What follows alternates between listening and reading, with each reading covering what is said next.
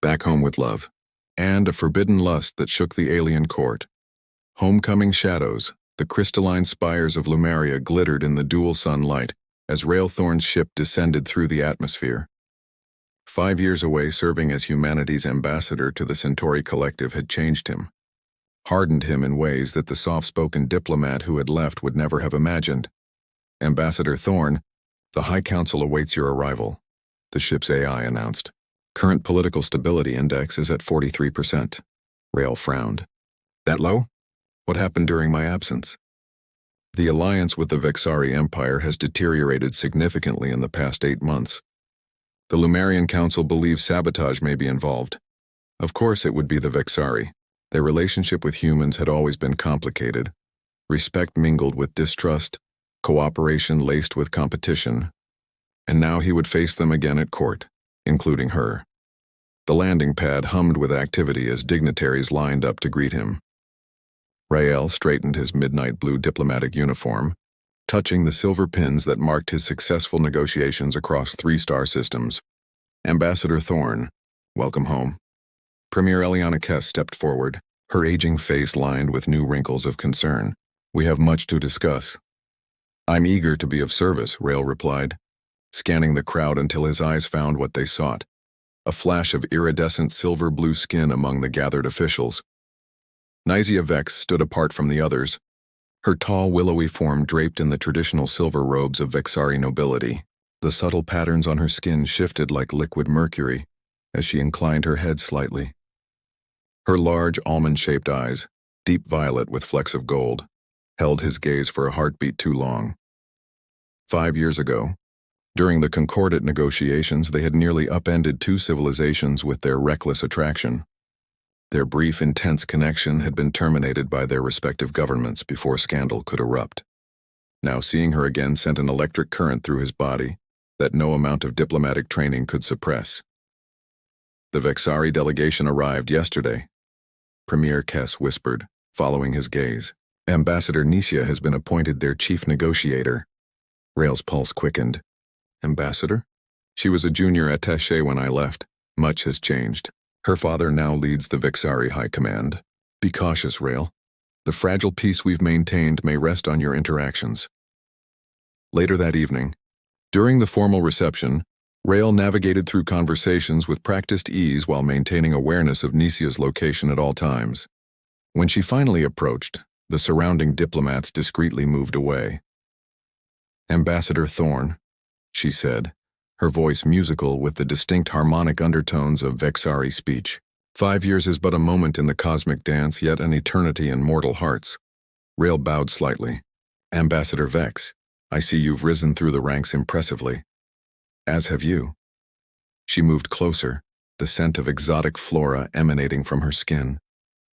Perhaps we might discuss the terms of potential reconciliation between our peoples, privately. Her words carried diplomatic propriety, but her eyes promised something far more dangerous and irresistible, the observatory tower. Midnight, he murmured before turning to greet an approaching Lumerian official. The game had begun again, and with it, the sweet poison of forbidden desire, our forbidden currents. The observatory tower stood isolated at the edge of the diplomatic quarter, its crystalline dome reflecting the 3 moons of Lumaria. Rael arrived first, his heart hammering against his ribs as memories of their past encounters flooded his mind. He told himself this meeting was purely diplomatic, a necessary conversation between 2 ambassadors in a time of crisis. The lie was as transparent as the observatory's glass ceiling. You always did prefer heights. Nysia's voice came from the shadows. She emerged like a vision, having discarded her formal robes for a simpler garment that clung to her form. The luminescent patterns across her silver-blue skin pulsed gently, betraying her heightened emotions despite her composed expression. They remind me that some boundaries are meant to be transcended, Rael replied, maintaining a diplomatic distance that felt like torture. Your appointment as ambassador came as a surprise. Nysia moved to the observation deck, gazing at the stars. My father believes I understand humans better than most Vexari. He doesn't know why, of course. If he did, he would have me recalled instantly. She turned to face him. The accusations against the Vexari are false, Rael. We haven't sabotaged the alliance. Rael stepped closer, political caution warring with personal desire. Then who benefits from our civilizations returning to cold hostility? The Meridian Syndicate has always wished to drive a wedge between us. They fear what our united fronts could accomplish. Her fingers, elegant and graceful, reached out, hovering inches from his face. You've changed. There's a hardness in you now. The Centauri aren't known for their warmth, he admitted. And you? Has time softened what was between us? Nothing about my feelings has softened, she whispered. Her fingers finally made contact with his cheek, sending a jolt through his system. They've only grown more complex. The space between them vanished in an instant. Rael's restraint crumbled as he pulled her into his arms, his lips finding hers in a kiss that contained 5 years of unspoken longing. The bioluminescent patterns on her skin flared brilliantly in response, casting the observatory an ethereal blue light. We can't, he murmured against her mouth, even as his hands traced the contours of her back. We already are, she responded, guiding his palm to the side of her face in the intimate Vexari gesture of trust. My people believe that some souls are quantum entangled across space and time. No matter the distance between them, they remain connected. The diplomatic part of Rael's mind screamed warnings about protocol violations and political consequences, but those thoughts dissolved when Nisha pressed against him, her body moving with an alien grace that had haunted his dreams for years. Tomorrow, she said between kisses, we must be adversaries at the negotiating table. Tonight we are simply ourselves. Dawn found them entwined beneath the observatory dome, the first light of Lumaria's suns painting their bodies in gold. As Rael traced the now quiet patterns on Nisia's shoulder, reality began its unwelcome return. The Premier has scheduled emergency talks this morning, he said quietly. There's evidence of weapons being moved near the neutral zone. Nisia sat up, her expression shifting from lover to diplomat. My government denies any military buildup. This is exactly the kind of misinformation I warned you about. Then we must find the truth before our worlds stumble into conflict, Rael said, reaching for his discarded clothes. No matter what happens in those chambers today, know that I believe you. Her violet eyes held his for a long moment. Remember that when accusations begin to fly. Neither of them saw the small surveillance drone hovering beyond the tower's window, its recording sensors capturing evidence that would soon rock both their worlds. Veiled passions. The High Council chambers buzzed with tension as delegates from 12 worlds gathered for the emergency session.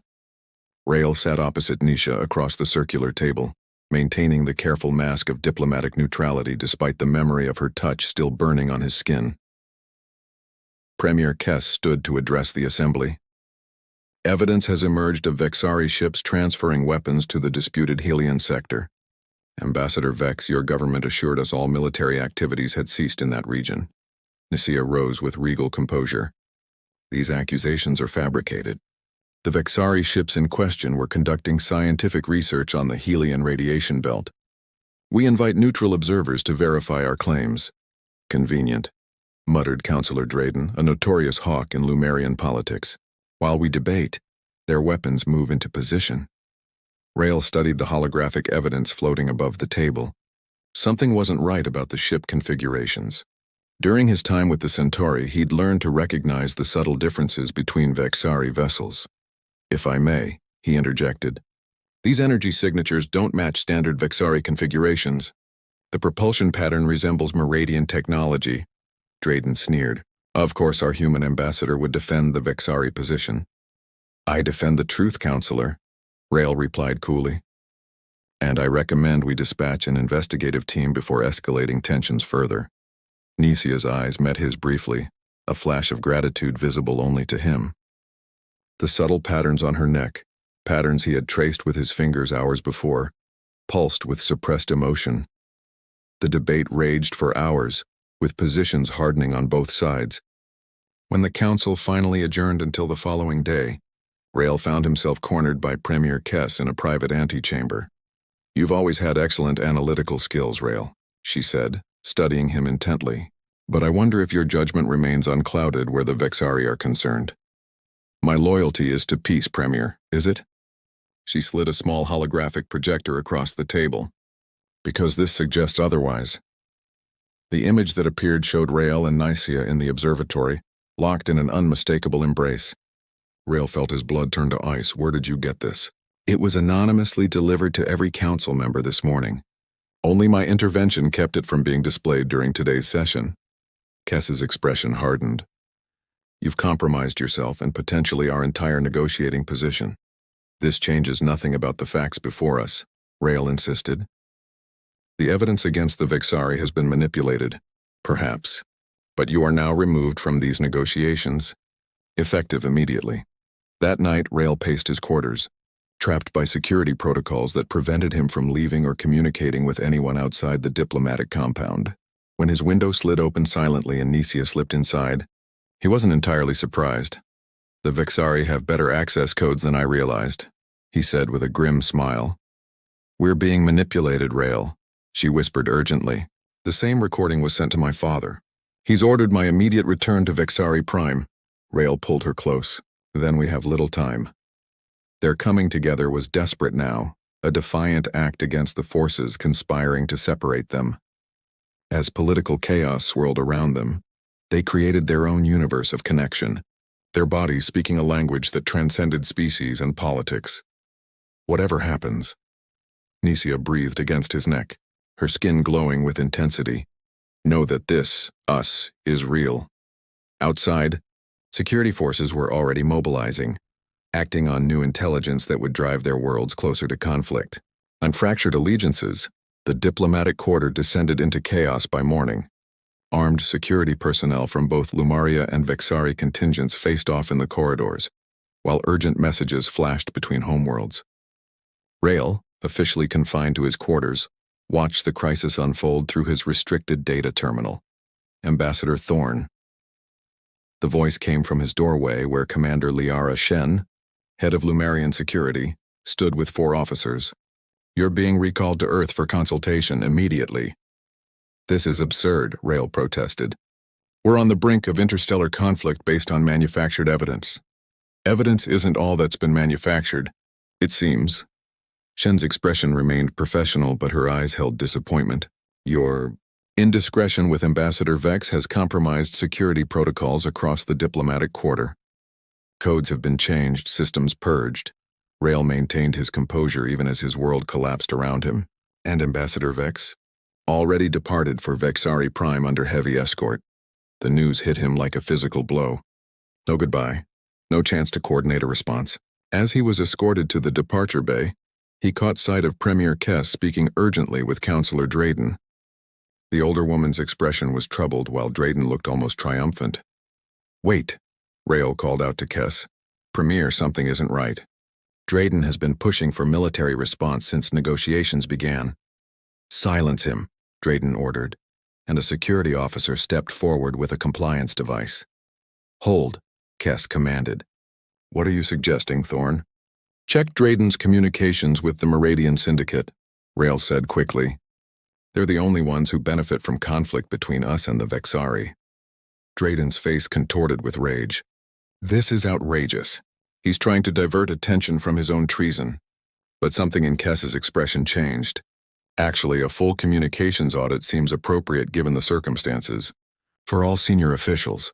She nodded to Commander Shen. Beginning with Councillor Drayden's transmissions for the past 6 months.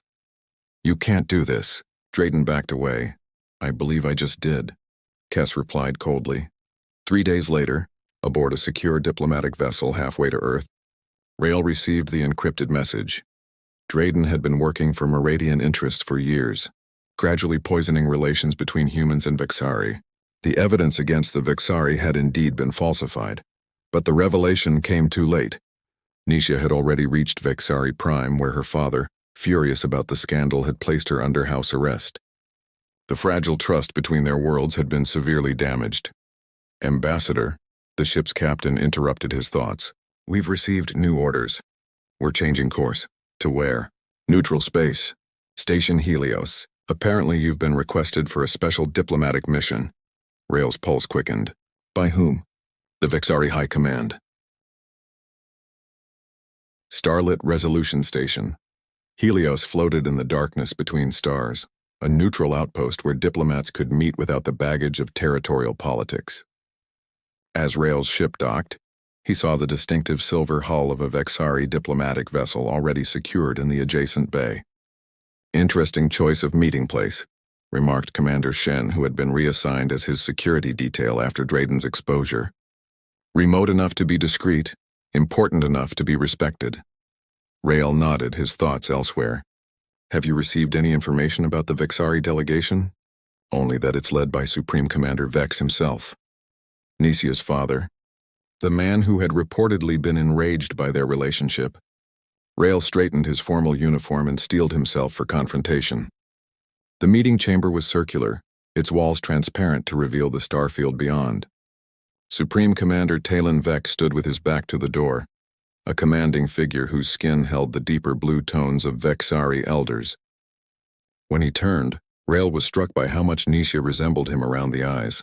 "Ambassador Thorn." Vex's voice resonated with the distinctive harmonic undertones of his species. "You've caused quite a disruption in our carefully ordered political systems."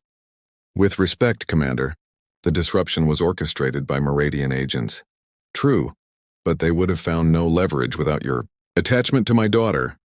Vex approached, studying Rael with unnerving intensity. "Do you know why Vexari skin displays patterns, Ambassador?" The abrupt change of subject caught Rael off guard. "I understand it relates to emotional states." "It is far more than that. It is a biological truth-teller. When a Vexari speaks falsely, the patterns fragment. When they speak truth, especially truth from the deepest part of themselves, the patterns align into perfect symmetry." Vex's expression shifted slightly. "When my daughter spoke of you, her patterns showed a symmetry I have not seen in her since her mother lived." A side door opened, and Nicia entered. She wore formal diplomatic attire, but her eyes immediately sought Rael's, conveying 1,000 unspoken words. "Our worlds stand at a precipice," Vex continued. "The Meridians almost succeeded in driving us to conflict. They understand what we have been slow to acknowledge, that together humans and Vexari would create an alliance too powerful to challenge." Nicia stepped forward. "Father has proposed a new framework for relations between our peoples, one built on deeper integration of our cultures and governments." "And he wants us to be the architects of this framework?" Rael guessed. "No," Vex corrected. "I want you to be its foundation. The Vexari Council has authorized me to propose a formal diplomatic bond between our houses, sealed through the union of my daughter with a respected human diplomat." Rael looked at Nicia in astonishment. "An arranged political marriage?" "Political, yes," she said, the patterns on her skin forming perfect symmetrical designs as she spoke. "But not arranged. Chosen. By us long before anyone else recognized its potential." "This is unprecedented," Rael said, struggling to process the proposal. "As is the threat we face," Vex replied. "The Meridians will not stop with one failed attempt. Our division serves their interests. Your union would demonstrate the possibility of something greater." Nicia approached Rael, taking his hands in hers. "This is not how I imagined overcoming the obstacles between us. But perhaps the universe has a more complex design than either of us recognized." Under the watchful eyes of stars and diplomats, they stood at the threshold of something new, not just for themselves but for their civilizations. The patterns on Nicia's skin glowed with a radiance that reflected in Rael's eyes as he made his decision. "Some boundaries," he said, echoing words spoken in the observatory what felt like a lifetime ago, "are meant to be transcended." 3 months later, beneath the crystal dome where their forbidden connection had reignited, representatives from 12 worlds gathered to witness what media across 2 galaxies had dubbed the Union of Stars. As Rael and Nicia completed both human and Vexari bonding rituals, new treaties were simultaneously ratified in councils across space. Premier Kess, watching from the front row, leaned toward Commander Shen. "Who would have thought that scandal would lead to the strongest alliance in human history?" "Sometimes," Shen replied thoughtfully, "the heart sees diplomatic solutions that reason overlooks." Beyond the observatory windows, ships from both fleets performed a ceremonial flyby, their formations intertwined in a display of unity. And on a distant Meridian outpost, intelligence officers watched with dismay as their carefully cultivated conflict transformed instead into an unbreakable bond between worlds. As night fell on Lumaria, Rael and Nicia stood alone at last on the observatory balcony, her luminescent patterns casting a gentle glow across their entwined figures. Ambassador Thornvex, she murmured against his skin. Was it worth the scandal? Rael smiled, tracing the now familiar patterns across her shoulder. For this, I would brave the judgment of 1,000 worlds. Above them, stars witnessed what diplomacy had finally sanctioned. A love that had never been truly forbidden, merely ahead of its time.